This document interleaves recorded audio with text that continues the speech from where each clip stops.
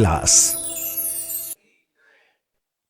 हम सभी अपने जीवन में सुख और गुणों की अभिवृद्धि के लिए नीति के विषयों का श्रवण कर रहे हैं।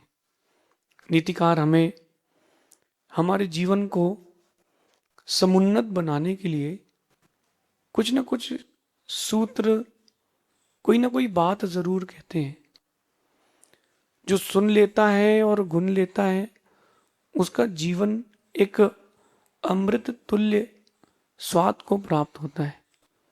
लेकिन ज़्यादातर लोग सेल्फ एनालिसिस और सेल्फ ग्रेस यानी अपना स्वयं का निरीक्षण नहीं करते, इससे दूर रह जाते हैं।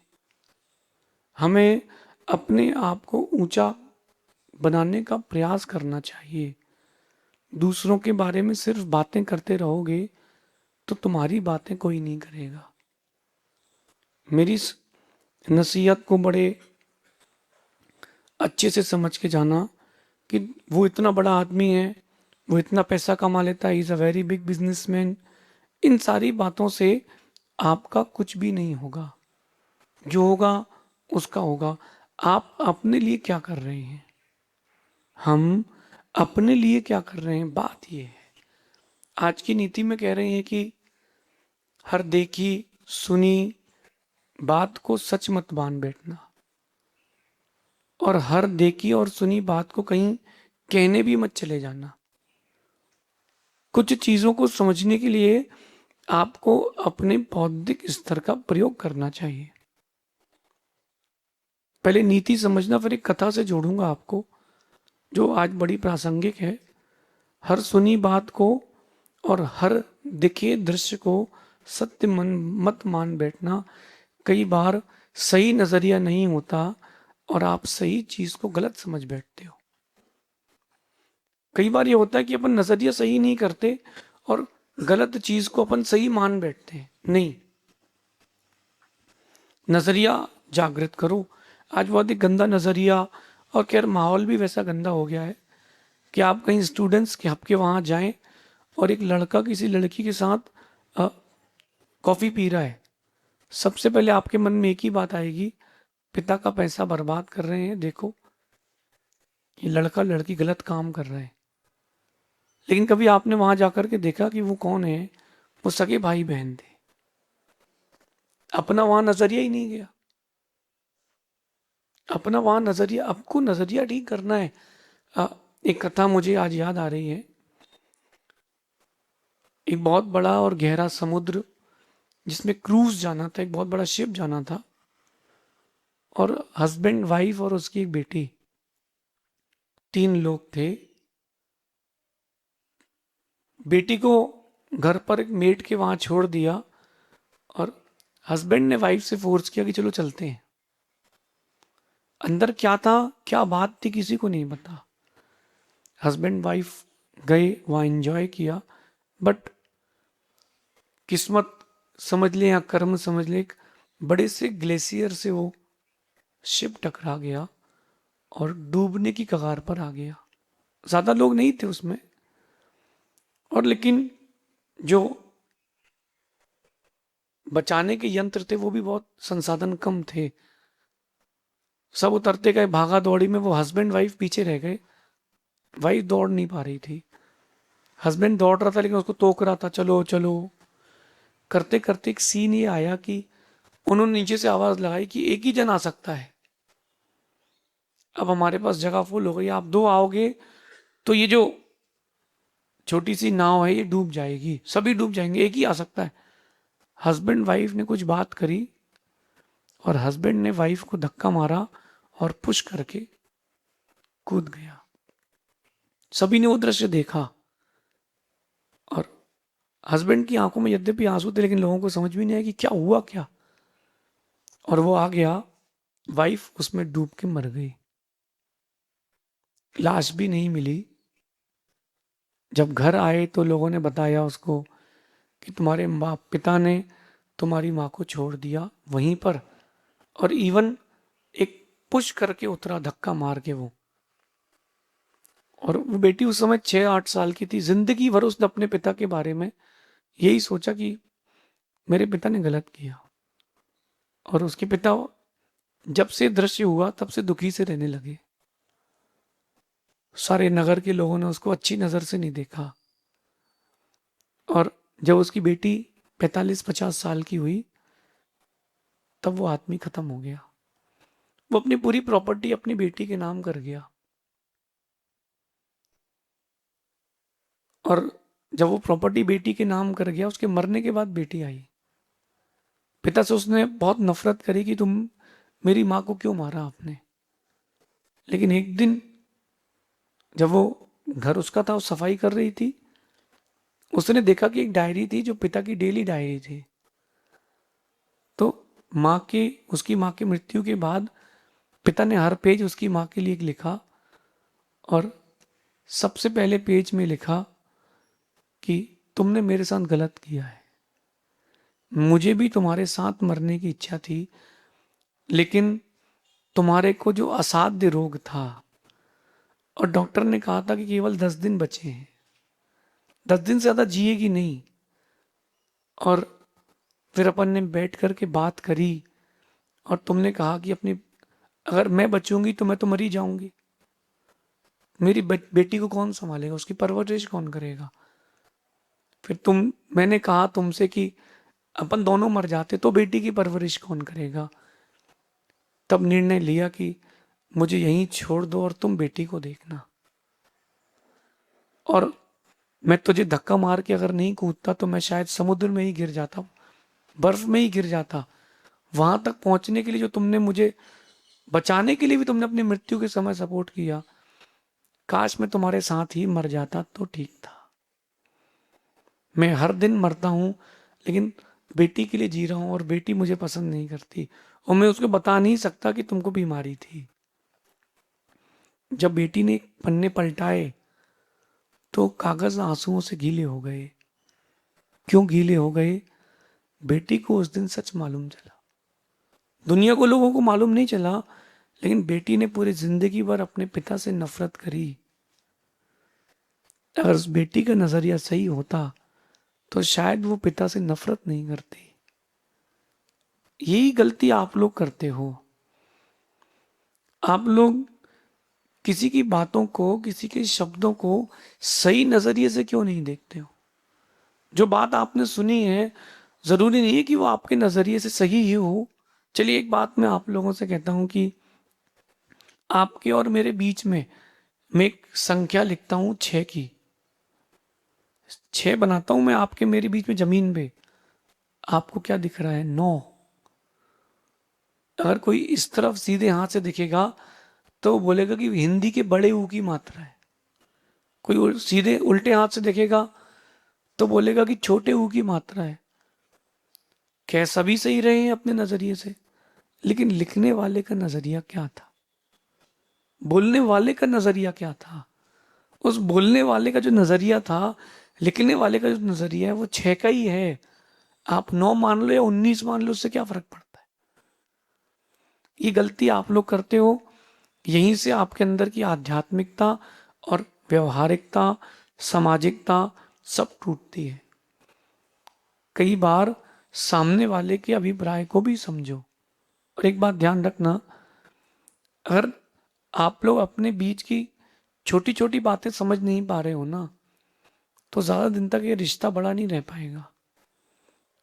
एक दूसरे को समझाने की अपेक्षा एक दूसरे की छोटी छोटी बातें समझना सीखो। जिस दिन आपके अंदर ये समझदारी आएगी,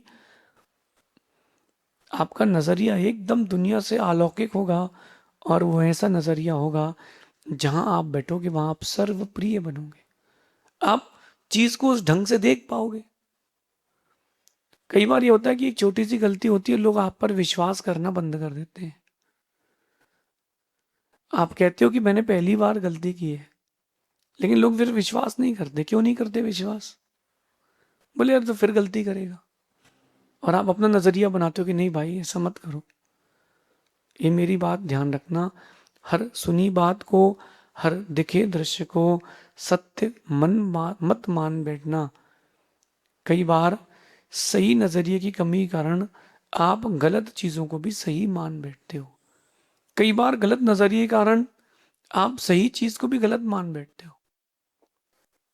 आज एक फेज चल रहा है पूरी दुनिया में, हर कोई अपने आप को लव बर्ड्स बनाना चाहता है। प्रेम, प्यार, मोहब्बत, इनमें आजकल के बच्चे जो जेनजीज है वो इसको ज्यादा प्रेफर कर रहे हैं। मैं आपसे कह रहा हूं कि कुछ नहीं है, एक रॉन्ग अट्रैक्शन है, और वो रॉन्ग अट्रैक्शन आपकी लाइफ के पूरे डायरेक्शन को डाइवर्ट कर देता है रॉन्ग पाथ पर। अपना नजरिया सही रखो। कोई लड़का बहुत सुंदर सी गाड़ी में लेके एप्पल आईफोन 17 प्रो मैक्स लेके घूम रहा है, ये मत मान बैठना कि वो बड़ा आदमी है। ध्यान रखना, जो दिखाता है वो बड़ा आदमी होता नहीं है। जो जिसके पास होता है वो दिखाता नहीं है। जिनको एक्सपोज करने की आदत होती है ना, इसका मतलब उसमें दम नहीं है। किसी एक बहुत बड़ी कॉलोनी के बाहर बोर्ड लगा था कि पॉर्श एरिया में कॉलोनी, ले व्यू, ले व्यू, लेक व्यू। सुनना ध्यान से, ओनली 2 प्लॉट्स लेफ्ट। इतनी प्राइम लोकेशन पर प्रॉपर्टी है और सिर्फ 2 ही प्लॉट बचे हैं, तो आदमी एडवर्टीजमेंट नहीं करेगा। जो लड़का या लड़की एक दूसरे को आकर्षित कर रहे हैं, सब झूठ है। सच की ओर आओ। जो समय जिस काम का है उस समय वो काम करो। और पुराने बुजुर्गों की नसीहत आज के समय में काम में लेना पड़ेगी। जब 14, 15, 16 साल का बच्चा अपना जोड़ा ढूंढने निकलता है बाजार में, आप लोगों की भाषा में गर्लफ्रेंड, एक 15 साल का बच्चा अपना जोड़ा ढूंढने बाहर निकलता है, तो जब वो ढूंढने निकल ही रहा है तो क्यों ना अपन ही बना के दे दे। आप ही बना करके दे दोगे तो बिगड़ेगा नहीं। पुराने लोग क्या करते थे, 13-14 साल में गौना कि ये जाएगी और ये जाएगा, ठीक है। शादी करते थे 17 साल में, उसको ठिकाना मिल जाता था, उसको ठिकाना मिलता था कि चलो कोई है, तो अंदर का जो मन था वो शांत रहता था। आप लोग आज के समय में कर सकते हो, not a very big deal. बच्चे जो आपका काम कर रहे हैं वो आप फिर से कर सकते हो। पुराना जो जमाना था वही आगे काम आएगा। हम अपने नजरिए को सही करें। अभी कुछ दिन पुरानी बात है, एक बच्ची को एक बच्चे ने इस ढंग से फंसाया, वो समझ ही नहीं पाई, और वो बड़ा आकर्षक ढंग था। उसने फोन लगाया, जैन बच्ची थी, कि हेलो, आप इन्वेस्टमेंट करना चाहते हैं? नहीं नहीं सर, हम नहीं करना चाहते। नहीं, आपका कोई काम कुछ आप बताइए, आप अगर आप चाहें तो इन्वेस्टमेंट कर सकते हैं, हम मंत्रालय से हैं। और डीपी में वो सब लगा के रखा था। लड़की ने सोचा कि एक इनकम, साइड इनकम, 10,000 रुपये इन्वेस्ट किए, और लड़के ने उसको 2 महीने बाद 21,000 रुपये वापस कर दिए, 2 हफ्ते बाद। लड़की सोचती है इतना बढ़िया, बात चालू करी कि और बताइए सर कैसा। उसने 21,000 रुपये का इन्वेस्टमेंट किया, उसने इस बार उसको 50,000 रुपीज प्रॉफिट दिया। अब यहाँ पहुंचते पहुंचते कहानी बात पर चालू हो गई कि मैं चाहता हूं कि मैं आने वाले समय में तुमको राष्ट्रपति से भी हेल्प कराऊंगा। लड़की बहुत अच्छी थी, उसके पास जो पैसा आया उसने गरीबों में लगाया। धीरे धीरे लड़के ने उसको पटाया और कोर्ट मैरिज कर ली। कोर्ट मैरिज के बाद उसने उसको यूज किया और कई जगह बेचा, कई जगह बेचा। लड़की के पास कोई साधन नहीं बोलने के लिए, उसकी फैमिली ने बहुत ढूंढा। 1, 1.5, 2 महीने बाद वो लड़की मिली, बहुत बहुत परेशान। और उसने बताया कि ऐसी कई लड़कियां हैं जो 4 साल में 4 बच्चों को जन्म दे चुकी है, और 4 उसके अलग अलग पति हैं। ये एक समय का गलत पाथ चूज करना लाइफ के लिए डिजास्टर की ओर ले गया। अपने बच्चों को और खुद को संभालें, संवारें, समझाएं कि बेटा गलत चीज से अट्रैक्ट मत होना। जो जैसा दिख रहा है वैसा हो जरूरी नहीं है। झूठ का आकर्षण बहुत ज्यादा चल रहा है। चीजों को अपने ढंग से नहीं, चीजों को उनकी परिस्थितियों से समझें। अगर आपने सामने वाले की परिस्थिति से किसी चीज को समझा है तो चीजें बिगड़ेंगी नहीं। हर जगह मेरी इस नीति के सूत्र को, सही बात को हर जगह लगाना, हर जगह लगाना, स्पर्श करना। कि कई बार हम व्यक्ति की परिस्थिति नहीं समझते।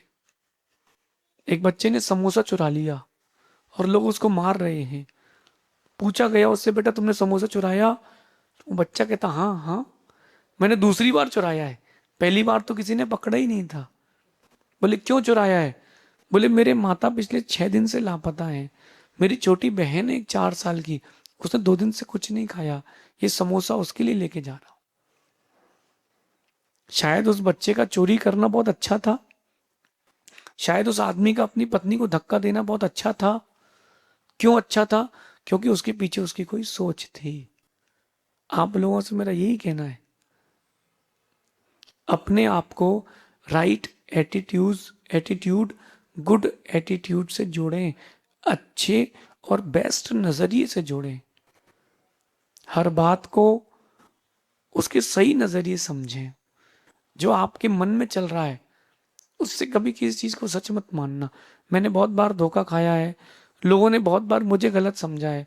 आप लोगों की बारी है कि कहीं ऐसा धोखा आपके साथ ना हो। जो दिख रहा है वो सच हो जरूरी नहीं, जो आपने सोच लिया है वही सच हो जरूरी नहीं। हर व्यक्ति की अलग अलग परिस्थिति है, हर वस्तु की अलग अलग परिस्थिति है, हर व्यक्ति की अपनी अपनी अलग अलग परिस्थिति है। क्यों ना हम अपने आप को सही नजरिए से जोड़ें। और सही नजरिए से कैसे जोड़ें? सही नजरिए से ऐसे ही जोड़ें। कहीं ऐसा ना हो जाए आने वाला कल आपका जो आज सुखद दिन है वो दुखद अंत की ओर ले जाए। अट्रैक्शन का डायरेक्शन सही रखना और अपना नजरिया सही रखना। एक पिता अपनी बेटी को हृदय से लगाता है, उसका नजरिया बेटी का रहता है। कोई दूर से देख रहा हो तो वो यही सोचेगा कि बुढ़ापे में क्या कर रहा है। समझना, कई कई पिता और पुत्री बड़े फ्रैंक भी होते हैं, तो लोग क्या समझते हैं कि अरे गलत कर रहे हैं। कई बार सगे भाई बहन आपको समेत जी के पर्वत में हाथ पकड़े मिल जाएंगे। भाई बहन को खींच रहा है कि चल चल जल्दी चल, और आपको लग रहा है बताओ यहां पर भी आके ये काम कर रहे हैं। आपने परिस्थितियां समझी नहीं है, परिस्थितियां समझें और अपने नजरिए को सही करने का प्रयास करें। जीवन आपका सफल जरूर बनेगा। इस नीति को जीवन में उतारना कि अपना नजरिया सही कैसे रखें, तब कहीं जाकर के आप कोई बड़ी उपलब्धि जीवन में हासिल कर पाएंगे। ऐसा समझिए, शेष आगे देखेंगे। भगवान महावीर स्वामी की